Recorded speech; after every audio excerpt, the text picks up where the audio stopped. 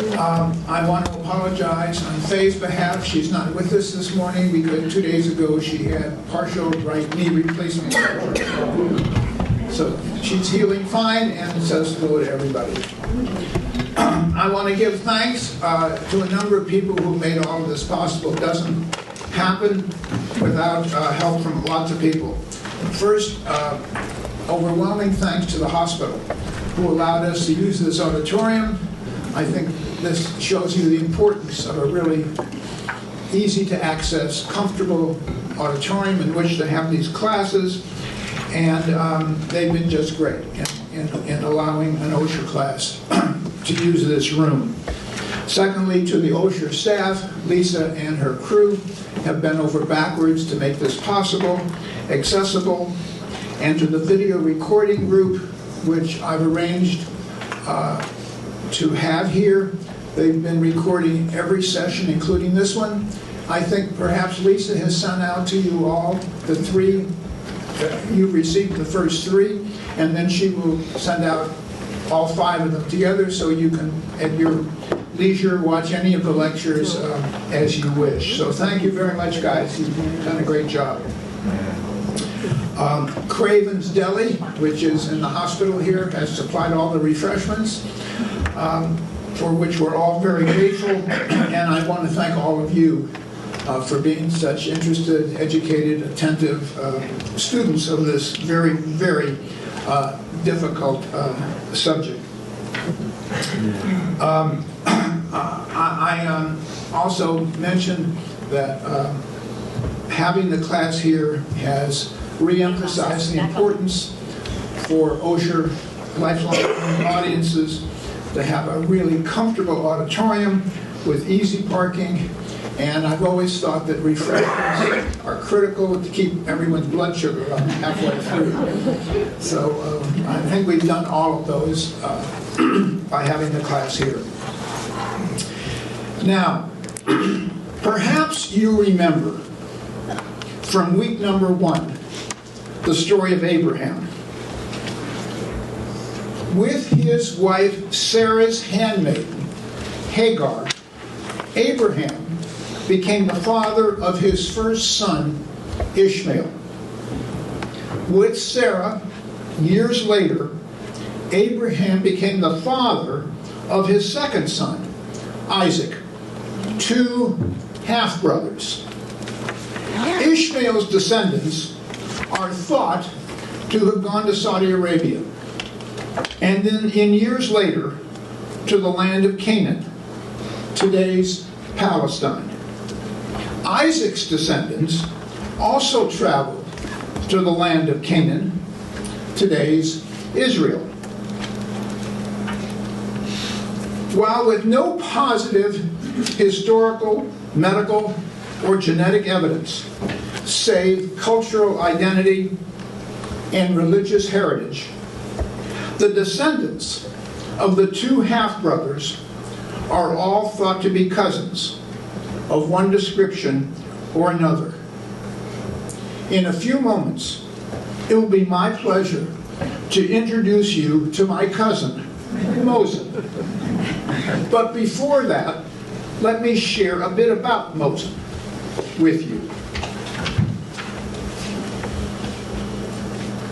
Moses presently is a passionate activist and bridge builder at Columbia University, currently in his senior year. Moses and I met here in Hanover almost 9 years ago, something like that. Embracing his Palestinian identity and experience as a refugee, he actively fosters dialogue and understanding across diverse communities. Moses serves as the co-president of the Columbia University Palestinian Student Union, where he championed the rights and voices of Palestinian students. In addition, he served as the president of the Columbia University Buddhist Association, where he advocated for inner peace, empathy, and mutual respect.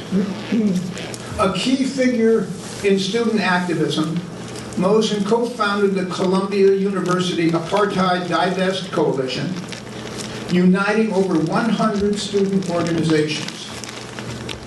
This coalition has not only strengthened the pro-Palestinian movement on the Columbia campus, but has also inspired a broader college movement for Palestine, raising awareness and sparking activism nationwide during the spring of 2024. Mosen, to his credit, using his head, stepped back from the organization in New York City at Columbia when it diverted from its original vision. I can tell you Mosen does his own thinking. Mosen's academic journey has been transformative. First at Birzeit University in the West Bank, Ramallah, then in Hanover here, auditing Dartmouth courses, and then to Lehigh University, and now to Columbia. Driven by a newfound passion for philosophy, particularly political philosophy. This led him to transfer to Columbia University after initially studying computer science at Lehigh University. Prior to his time in the United States, he pursued computer engineering at Birzeit, as I mentioned, and audited some courses here at Dartmouth, reflecting his ease for technology and innovation. If I have it straight, I think that he completely reorganized the bookkeeping system at Dan & Witt's in Norwich. Now you go into Dan & Witt's and they wave the magic red wand and everything's done automatically. That didn't just happen. Thanks, Mosen. Growing up in the Al-Fara refugee camp near Jenin in the West Bank of Palestine, Mosen developed a profound sense of resilience and commitment to justice and peace. Despite losing an uncle, 2 cousins, and his best friend during the Second Intifada to Israeli forces, and more recently losing 2 additional cousins in the West Bank, and numerous family members in Gaza, Mosen remained steadfast in his hope for justice and peace. His family's continued residence in the Al-Fara refugee camp reinforces his dedication to advocacy and peace building, with a vision for a more just and peaceful future. Given that a generation is roughly 25 years, I now take pleasure in introducing to you my 160th cousin, Mosen.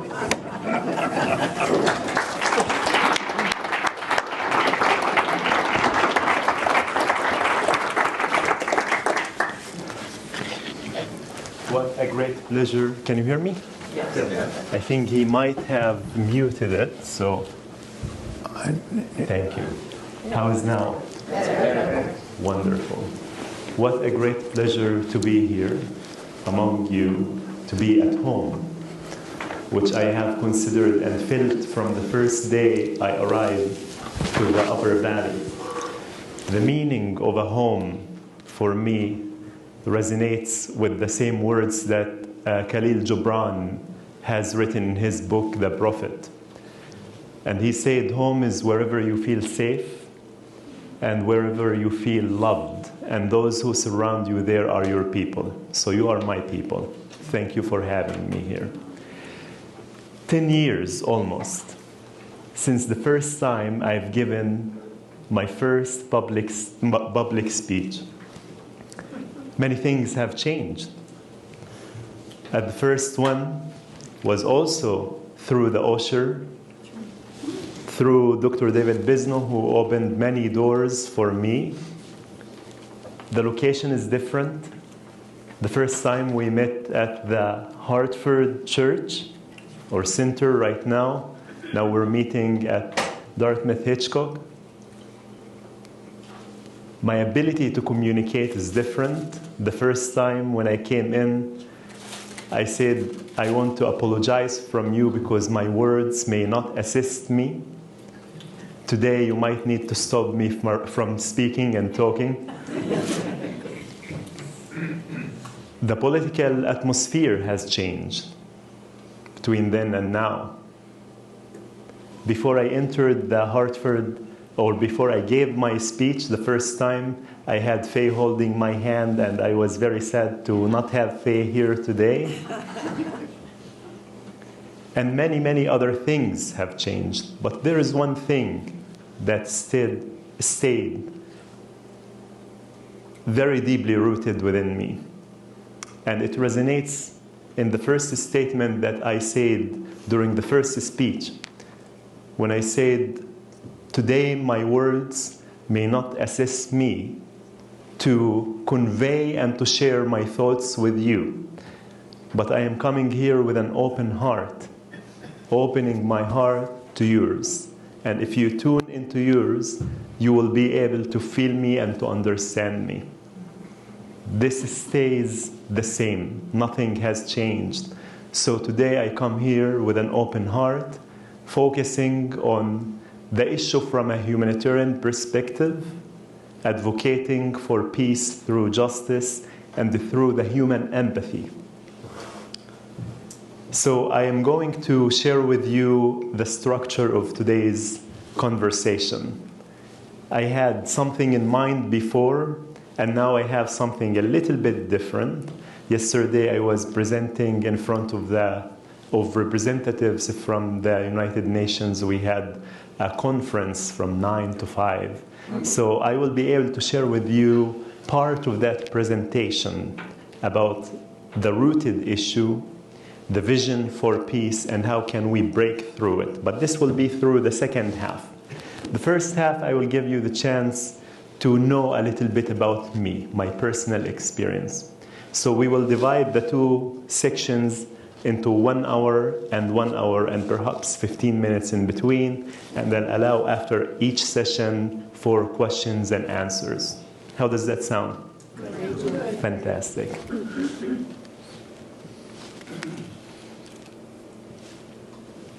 Now we have to connect the projector. Okay, no, it's connected now. The computer's going to sleep really fast. Yes, yes. That can be extended. Wake up. Some coffee?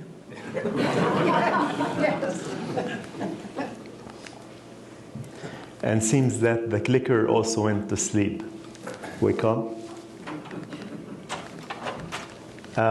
Is there any way you can make sure that the clicker is working? Thank you.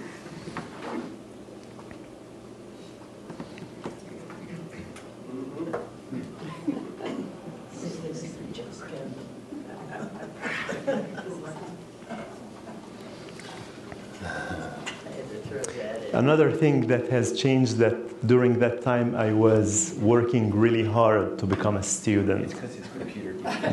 Now I am a student. And sorry, Sven, that you may have been disappointed at that time that I didn't make it to Dartmouth, but I think you might be satisfied now seeing what has unfolded. Sven has been a major support during my process, and Dr. David as well, to get into school. So let's see. Okay, it's working. Okay, so we're not gonna do part 1 and part 2, but this whole presentation will be part 1, and after that we will do the Q&A and then a break. Okay, so what I will share with you today is chapters of my life. Chapter 1 is the family history. Chapter 2, my life in the refugee camp. Then the second intifada and the power of education.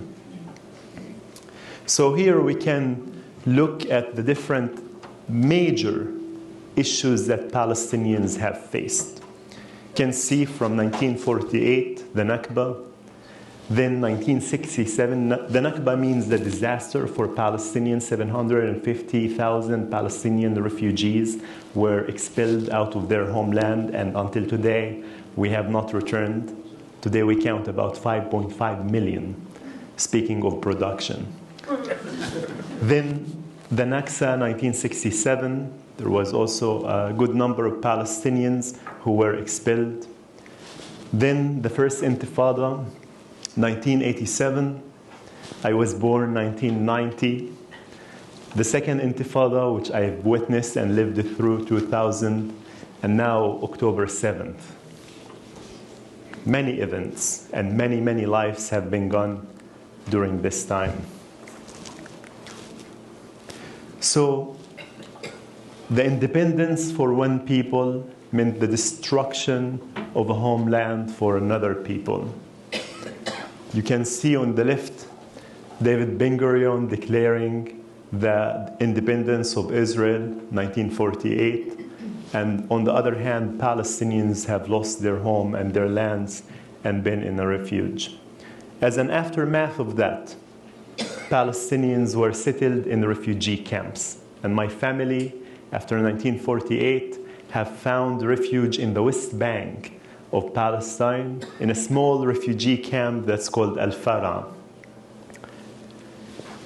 It is about 40 miles away from our original homeland, which is now called Netanya. It was called Khalid.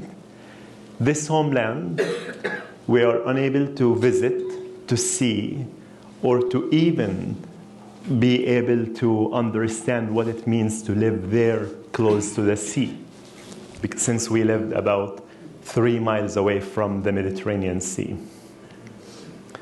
So my family were waiting for weeks, for months, for years. They thought it's going to take 2 weeks, 2 months, 20 years. Now 76 years have passed by, and we are still waiting for a resolution.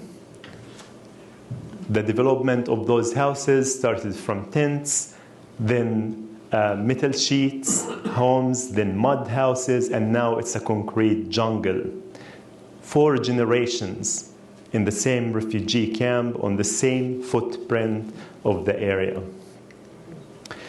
This is a view of what has remained from my homeland, from my grandparents' town, and you can see that most of the houses have been destroyed.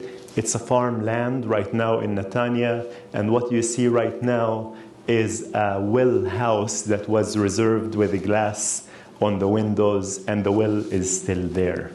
This is what they used to water, basically, to water the crops that they used to have there. So to give you a feeling of the camp, this is the refugee camp, Al-Fara refugee camp. I call it the wasp nest. The space or the area in which we lived on is about a 1/4 kilometer square, 10,000 people with basic infrastructure. If you want to convert it, it's about 63 acres. Very small area. So what does it feel to be in a refugee camp? You can see the picture. This is the street in which I lived and my family is still living in. Very tiny, crowded place. Shared walls, gray walls. The streets are very narrow, between 10 to 15 foot at max. Alleys, thousands of alleys between the houses, like a maze. The sunlight rarely get into the houses because of the nature of the houses. When people die in the house or when they get injured and you have to carry them on a carrier, sometimes it's very difficult actually to carry the people because you cannot get the carrier out. So you have to break a window or to get them through a window or to break a wall in order to be able to transfer them into the street and then into the ambulance. Water is very scarce as well, in a way that the water is being delivered usually once or twice a week. So we have to store water in tanks, black tanks on the top of the houses, and we have to be very, very careful about consuming water, where showering and washing would take place only during 1 or 2 days per week. The privacy is very challenging as well. The sound, you hear the noise from the neighbors, the arguments. You can smell the food if somebody cooked some food, even if it's your 20th neighbor. You can know what they are cooking, and you have to be very conscious and thoughtful before you make a meal that your neighbor may not be able to afford. Doctors in the refugee camp, you hear about UNRWA and the defunding of UNRWA. UNRWA provided actually education and provided medical care and basic elements of the human needs there. So now a doctor can see on average 100 patients per day. That's a lot. The sewage system is very basic, so when there is rain and there is water, floods, it gets into the houses. Electricity, you can see the web of and the network of electricity. That's the situation where it is covering the alleys and the streets. And then classes. We, as I mentioned, attended the UNRWA refugee schools from grade 1 to grade 9, and where each class would have on average between 45 to 60 students in very crowded areas, basic needs. So currently the situation that we have about 58 refugee camps divided between the West Bank, Gaza, Lebanon, Jordan and Syria. The total of those refugees, out of the 7,500,000 people, now we have 5.5 million Palestinian refugees. From that 5.5 million, we have about 2 million, it's actually 1.7 million refugees who live still in refugee camps for 76 years. 19 in the West Bank, and my camp is one of them. So what does it feel to be to grow up in a refugee camp? This is me when I was about a year and a half with my mother. This is also the picture of the house in which I was born and raised in the refugee camp. Very tiny home, 2 bedrooms, no living room, a tiny, very narrow kitchen, tiny, very narrow bathroom, in which I shared with my father, initially with my mother and my 2 other siblings, and later with my stepmother and 8 other siblings. So we didn't have much, as you see the picture. We had 1 closet for everybody to put their clothes, and we have minimum clothes.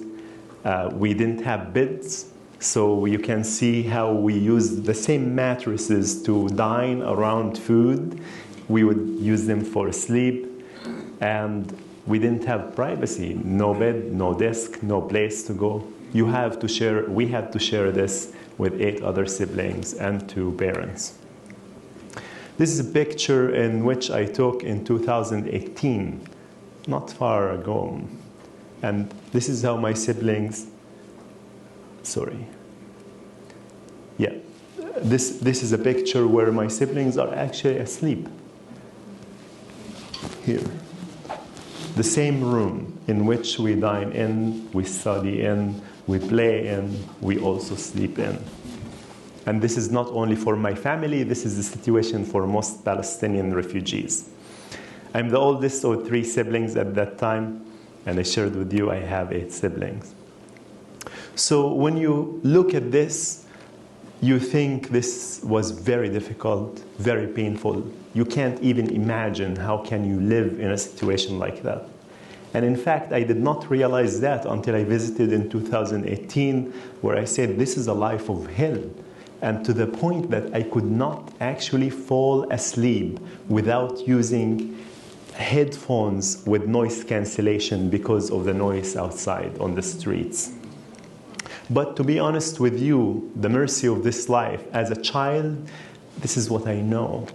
I didn't know any other life, and I adapted with it. And actually, I was happy with my family and my siblings and with the neighbors around. Now it's a bit different, since most children have an access to phones and computers and internet, where they actually will be able to see and imagine and feel how it live in a different life, and to feel actually miserable about the current situation, why I don't have that. But it's the mercy of life that I grew up in a situation I was happy and satisfied. But I went through phases of difficult, dark period of my life. The first phase, when I was 7 years old, my mother decided to leave the refugee camp and I lived without my mother.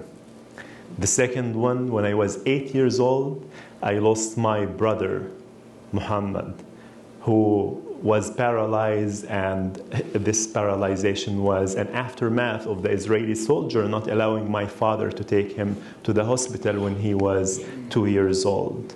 So I saw him dead and I held him in my own hands when I was 8 years old, and I helped burying him on a rainy day. The second intifada was a completely different phase. I was 10 years old when it started, and it started taking people who are close to me. I witnessed the trauma of losing beloved ones. I saw my best friend Hameda, who was 12 years old, getting shot in front of my eyes, just a few feet, when a soldier showed up out of another alley and shot him in the chest. He lay dead in a pool of blood. And during that time, I remember when I held my best friend and I shook him and I said I could not believe that he was killed in a sudden moment. And I shook him and I said, Hameda, wake up, wake up. And when he didn't wake up, I was very angry, at deep, deep loss. And I said, I promise I will revenge. I promise I will revenge. To find out later and now that the best form of revenge is love. Then my Uncle Thayer. My Uncle Thayer was killed in 2001, September 12. That's after September 11 of America, when the Israeli army took the opportunity that all of the media was focusing on America, and they went into the West Bank and they ended up shooting my uncle, a shot in his shoulder and later 2 shots in his head, assassinating him. And I saw my uncle, this is my Uncle Thayer. I saw him with the blood on his face, in his beard, and on his body as an 11 years old. But my Uncle Thayer has taught me something big, and which I will share in a minute. But when I was also 12 years old, I witnessed a strike, an Israeli strike, an explosion that went like boom, shook every atom of my body. And after this strike, after the explosion, I went to the site and I saw that there were 7 Palestinians, one of them is my neighbor, shattered into pieces. And as a child, I went around the site, fire in the site, the smell of burning flesh like barbecue, going and collecting their body parts with my own little hands as a child, and to honor their bodies and putting them in plastic bags. This is an experience that a 12 years old child had to go through.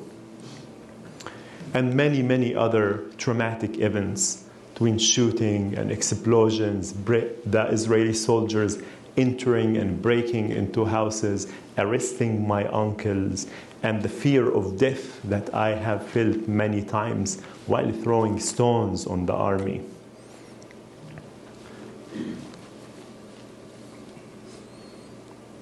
I myself, when I was 15 years old, was shot in my leg by an Israeli soldier. But I survived. The big lesson, while I'm sharing all of this darkness, the feeling of loss, the feeling of pain, the feeling of a trauma, amidst all of that, there was still a light. And the light was shared with me by my Uncle Thayer before he was killed, where one day I went to the cemetery where my brother and my best friend are buried now. I was sitting under an olive tree and crying silently. My uncle came, sat next to me, And he told me, I feel your pain. I understand the loss that you're experiencing, not having a mother, to lose your brother, and to lose your beloved ones. He said, but I have a lesson for you, a lesson that we have learned long ago. In 1948, when we lost our lands and our homes and our money, we lost everything but one thing. He said, we did not lose our hope. And he said, your hope resides in your head, in your brain, and in your heart. And you have to keep it alive. And to keep it alive, you have to invest in your education, because education is the best weapon that you could have. Stories. And I can in your mind and help your people and love your land. These are my uncle's words. At that time, I did not really understand fully, but later, after my uncle was killed, I continued thinking of his words, and to honor my uncle, I dedicated a good amount of my energy to education, which led me to the next phase. I excelled in school. I get always honors in schools. I went to Birzeit University, where I was an activist as well. And later, I fell in love during that time. The story of falling in love is a very significant phase and turning point in my life. That is also the reason why I am here in the Upper Valley. When I met an American woman who came to Birzeit University, and I was able to experience a very deep connection with her, which I'm gonna skip over this story to not disappoint you, because we are no longer together. But a young, enthusiastic, crazy man falls in love with an American woman from Colorado, and he decides to come to follow her and be with her in America. And for that, I had to climb the wall, the 30-foot wall that's surrounding right now the West Bank. We call it the segregation wall, or the apartheid wall in Palestine. So I literally climbed it on a ladder. This is not me, but somebody else who did it too. Many people do it, actually. Climbing on this wall that I asked a friend to construct, going on it while it's shaking back and forth, cutting the barbed wire on the top with a plier, throwing it down, going down again, getting the rope on my shoulder, my suitcase on the other shoulder, then putting the rope in one of the posts that you can see the end of on the top, throwing it on the other side, waiting for the military car to pass to change shifts, and hoping that the sniper who is in the bridge will not notice and see me to not shoot me, and then sliding down the rope, running across the road. This is in order to be able to make it to Jerusalem so I can apply for an American visa.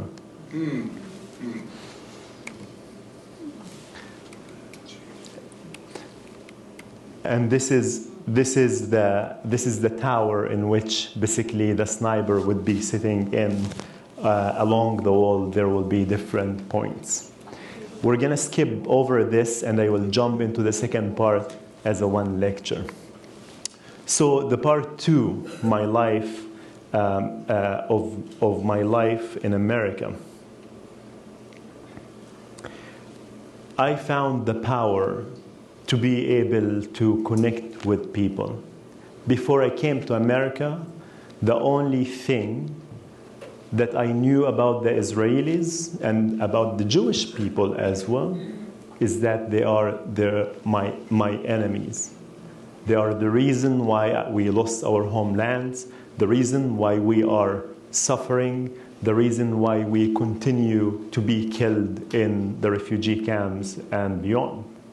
But America has changed my life, because it was actually the only place in which I was able to connect with the other and to be able to find what do we have in common. and to be able to heal the pain and the trauma that I had through storytelling and through connection. And this is something I deeply, it resonates with me, and I said, this is 10 years ago, I said the human being is not an race. And if there is an enemy, it will be fear, it will be segregation, and it will be ignorance. And the same statement still resonates with me. So when I came to America, I understood also what it means to be free. I chanted for freedom before. I sang for it. I wrote about it. But I didn't actually know what is it. The freedom of being free from control, from military, from fear. This is something powerful that you could not actually conceptualize until you live it. And I had that experience when I came to America, where I can move between 50 states. I can travel without checkpoints. I can sleep in my apartment and in my house without the fear that a soldier will break into it. The freedom of feeling that I am equal and I can rights.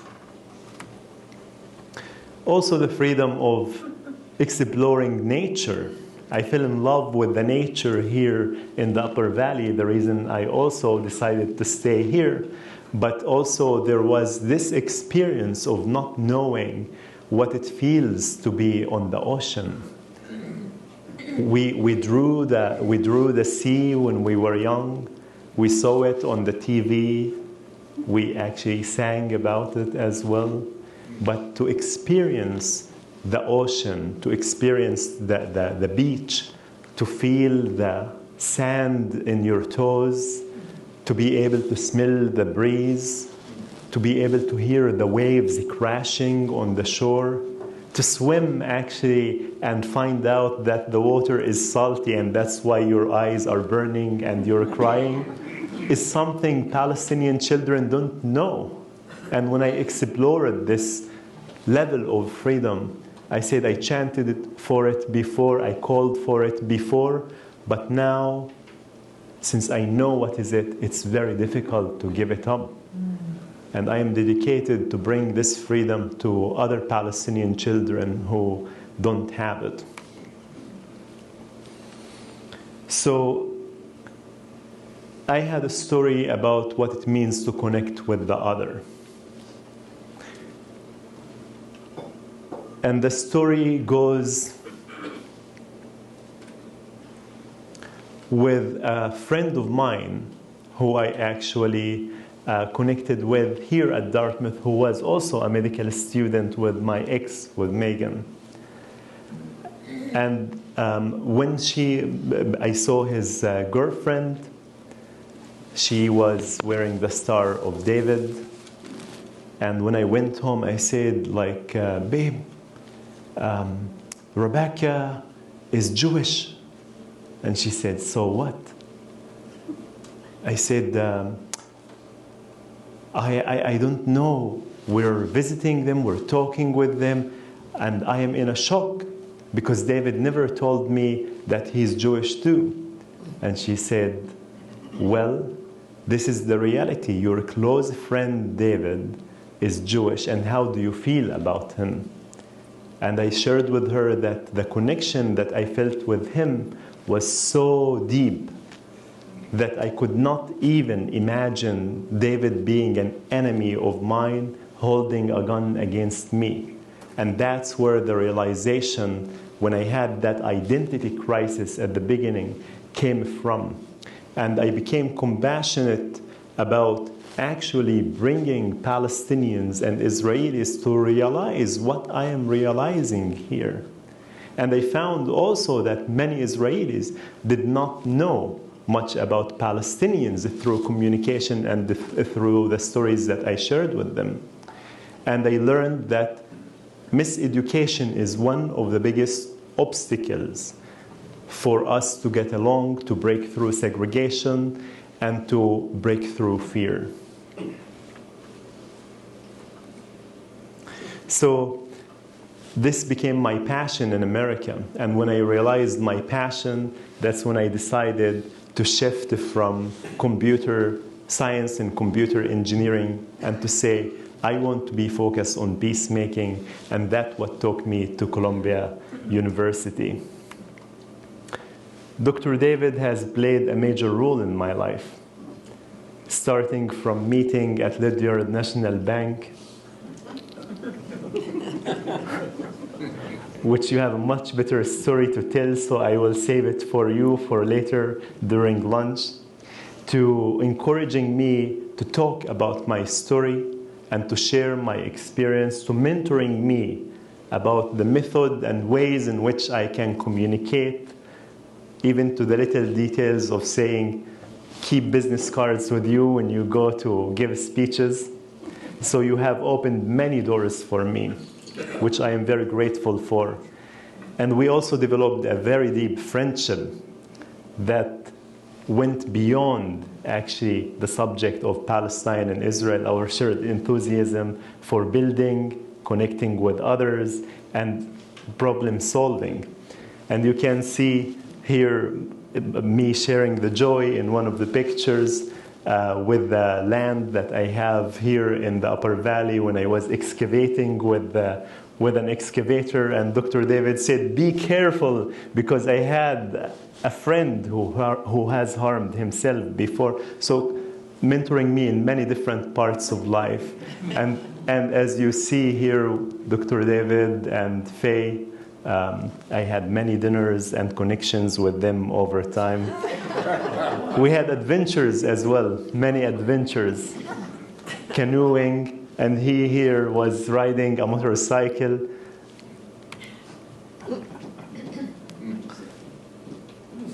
And these are beautiful memories as well. So he opened the path for me where I started. Actually, I gave many talks over time. I am realizing that I am talking about this is an older presentation, so there is a little bit of a surprise because it's not necessarily the one that I prepared for. So many speeches. This is at Lehigh University, where I also found ways to connect with Jewish and Israeli people and talk about peacemaking. And my story have made it on the brown and white of Lehigh. I talked after the shooting at one of the synagogues, and many people felt moved about the shared pain, the shared experience, the shared hope, the shared passion for a better future. And then I made it to Columbia University, which is now a huge chapter in my life.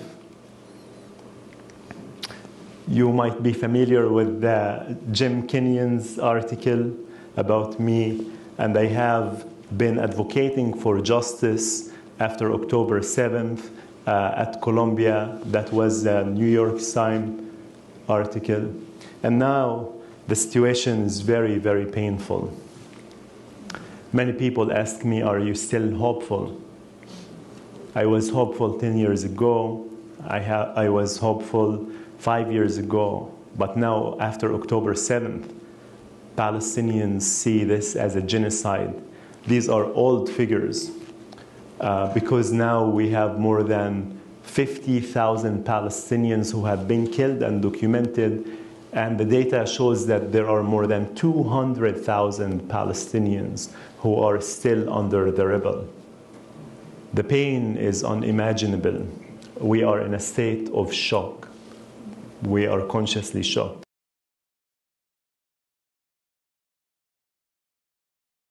I think we all owe Mosen a huge debt of gratitude. Mosen.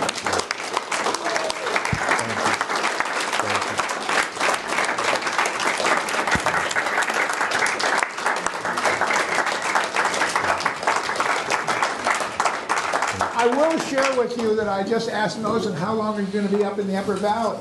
He said, well, he has to be back at Columbia on Tuesday morning. So I said, well, you have 2.5, 3 days to just put your feet up and relax. He said, are you kidding? I have 5 papers due Tuesday morning. Faye and I wish you a very, very healthy, happy winter. and we look forward to seeing you next spring. Thank you. I want to thank you for one more thing, not only for having your time, for sharing your time and energy, but also for your open hearts to receive and for your dedication to truth and to learning. And this speaks volumes of you and inspires me to be in your shoes. Thank you.